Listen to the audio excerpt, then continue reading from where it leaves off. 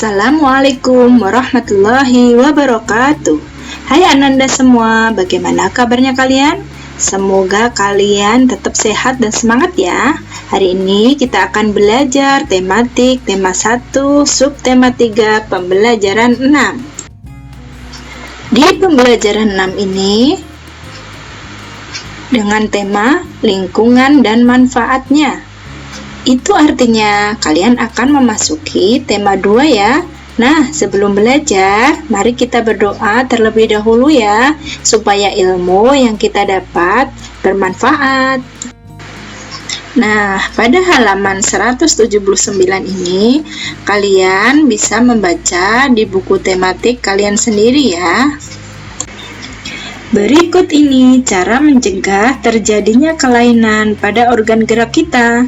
Yang pertama, untuk menghindari kelainan kaki X yang merupakan bawaan sejak lahir, ibu hamil dianjurkan untuk memperbanyak mengonsumsi sayuran dan minuman susu berkalsium. Yang kedua, agar terhindar dari artritis, sebaiknya selalu menjaga metabolisme asam urat dalam tubuh dengan membatasi makanan yang dapat memicu meningkatnya asam urat.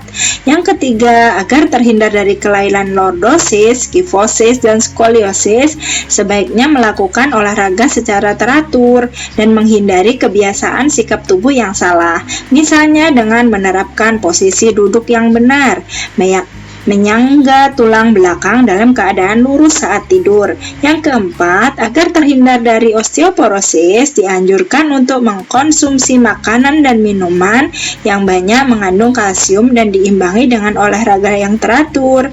Yang kelima, agar terhindar dari rangkitis, dianjurkan untuk banyak mengkonsumsi telur, susu, dan minyak ikan, serta berjemur di pagi hari. Apa yang akan terjadi jika orang melakukan gerakan-gerakan atau sikap-sikap seperti pada gambar berikut? Gambar yang pertama itu membaca sambil tidur. Nah, kalau membaca sambil tidur itu bisa mengakibatkan tulang punggung akan terasa sakit, atau bisa disebut dengan lordosis atau salah bantal atau sakit punggung. Gambar yang kedua itu mengangkat beban berat pada punggung. Jadi tulang punggungnya akan membengkok ke belakang karena beban terlalu berat. Gambar yang ketiga, gambar tidur yang posisinya salah ya. Jadi lehernya akan terasa kaku, tidak bisa digerakkan ke kiri dan ke kanan, atau disebut juga kaku leher. Gambar yang keempat, gambar menulis yang saat posisi duduknya salah. Jadi yang terjadi tulang punggungnya bisa melengkung ke arah samping. Lalu gambar yang kelima, gambar naik turun tangga yang posisinya seperti gambar. Yang gambar yang naik tangga itu tulang punggungnya akan bengkok ke depan. Kalau yang turun tangga, tulang punggungnya akan bengkok ke belakang.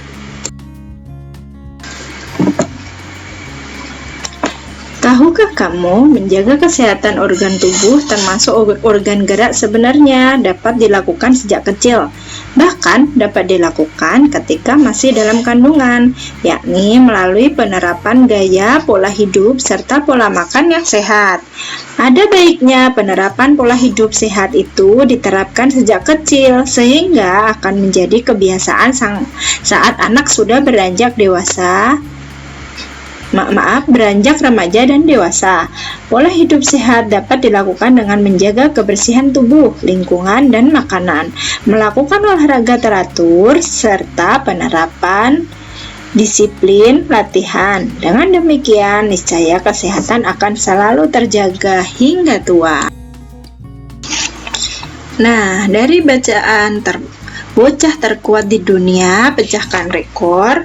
Berdasarkan bacaan di atas, temukan ide pokok masing-masing paragraf. Itu ada 11 ide pokok yang harus kamu temukan. Nah, ingat, kita di tema 1 ini kita masih belajar mencari ide pokok, itu ada di awal kalimat, di awal paragraf ya. Nah, silahkan dicari sendiri, kalau belum ketemu bisa dibaca berulang-ulang, jadi biar tahu ide pokok itu seperti apa. Menarik sekali membaca bacaan di atas, bukan? Namun, akan lebih menarik lagi jika isi bacaan di atas disajikan ke dalam sebuah komik. Tentu kamu akan mudah memahami pesan dan informasi yang disampaikan. Coba ingat kembali pengertian dan ciri-ciri komik. Nah, pengertian komik. Komik merupakan cerita bergambar yang disajikan secara menarik. Sebagian besar isi cerita dalam komik disajikan dalam bentuk gambar. Meskipun demikian, dalam komik juga disajikan bahasa tulis dalam bentuk narasi pengantar maupun bahasa langsung. Nah, sekarang ciri-ciri dari komik. Yang pertama, hadir untuk menyampaikan cerita. Kedua, proporsional. Tiga, menggunakan bahasa percakapan. Empat, biasanya bersifat kepahlawanan. Lima, penggambaran watak secara sederhana.